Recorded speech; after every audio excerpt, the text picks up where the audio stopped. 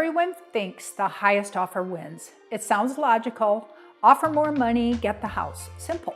But after more than 25 years in real estate, I can tell you that's not how it actually works. I've seen buyers lose with the highest offer. I've seen buyers win and wish they hadn't, because what looks like a win on paper can turn into a stressful, expensive situation if it's not built the right way from the start. There was a situation recently where we had multiple offers on a home. One of those offers came in at the top. Strong price, looked great at first glance, but from the buyer's perspective, it probably felt like they had it locked up. They did everything they were told to do. They went high, they came in aggressive, they expected that was enough. But when we sat down with the seller, the conversation wasn't just about the price. Because when you're on the seller's side, you're thinking differently. You're asking questions like, is this actually going to close? Are we going to run into problems halfway through? Is this buyer stretching too far just to win? Are we going to end up back on the market if something falls apart? Once a seller accepts an offer, they're committing, and if that deal falls apart, it costs them time, money, and momentum. The house goes back on the market with a history attached to it. Buyers start wondering what went wrong, and suddenly the position of the seller is weaker than it was before. So even though that highest offer looked great on paper, it wasn't the one that felt the strongest. And that's where experience really starts to matter. Because this isn't just about helping buyers win a house, it's about making sure they can actually handle the house after they win. That part gets overlooked all the time. I've seen buyers stretch themselves thin just to get the offer accepted. They push to the absolute edge financially, and then once they're under contract, reality starts to set in. Money feels tighter than expected, contingencies start stacking up, inspections turn into long negotiations, and what was supposed to be an exciting process starts to feel stressful. That's when doubt creeps in, and once doubt is in the deal, everything becomes more fragile. There's another factor here that doesn't get talked about enough, but it plays a huge role in which offers actually get accepted: communication. When I'm on the listing side and offers start coming in, I'm not just looking at numbers. I'm paying attention to the people behind the offer. Who is the lender? Are they responsive? Do they answer their phone? Can we get clear answers when we need them? What about the agent? Are they organized? Do they communicate well? Do they create confidence, or do they create uncertainty?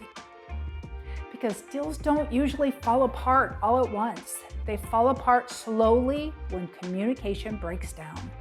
Missed calls, delayed responses, confusion around all details, small issues that build into bigger ones. And sellers can feel that. They don't want to accept a contract that looks great one day, then becomes difficult to manage later. They want something that feels steady from start to finish. That's why offers that actually win tend to have a few things in common. They're clean, they're confident, they're financially solid. There's flexibility where it matters, and they're backed by a team that communicates clearly and consistently. When a seller looks an offer like that, it feels safe, and that feeling matters more than squeezing out a few extra dollars on price. That is where a lot of buyers go wrong. They focus everything on winning. They push harder, they go higher. Their agent encourages them to be more aggressive, and no one really stops to think about what happens after the offer gets accepted. Because winning the house is only the first step. What really matters is how that deal feels all the way to closing. If the financing is shady, if the buyer is overextended, if the team isn't communicating well, the process becomes stressful fast. And that's not what anybody wants when they're making one of the biggest purchases of their life. So if you're a buyer, here's what I want you to understand.